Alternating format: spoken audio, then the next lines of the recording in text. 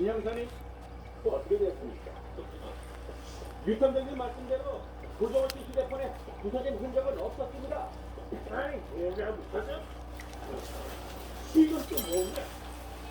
플라스틱 조각이냐? 예, 담요에 붙어 있었습니다. 고정호 씨가 좌석에서 미끄러졌을 때 좌석 뒤에 걸려있던 휴대폰이 받침대 세막대기 부분에 닿았고 그 무게를 견디지 못해 부서지면서 파편이 낀 거죠. 전공 씨, 옛날 휴대폰이 당신의 발목을 잡고 말았군요.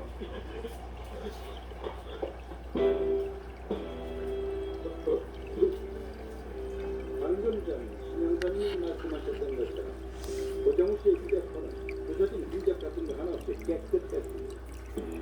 그렇다면 범인이 사용한 휴대폰은 다른 거란 거죠. 그건 지금 범인이 갖고 있을 겁니다. 저 플라스틱 조각들이 떨어져 나간 부서진 휴대폰입니다.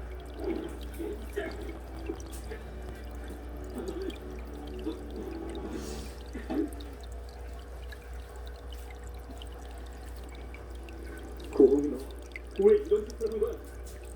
왜 그래? 그래서 성형목이었을 겁니다. 교수님이 생각보다 큰 놈이군요.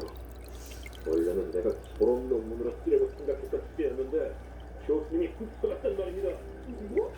정말이야? 제가 교수한테 뭐라고 협박한 줄 알아요?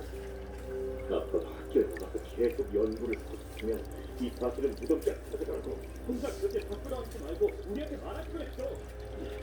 저한테 꿈이 있었단 말입니다. 어릴 때부터 연구원이 되는 게 제 오랜 꿈이었다고요.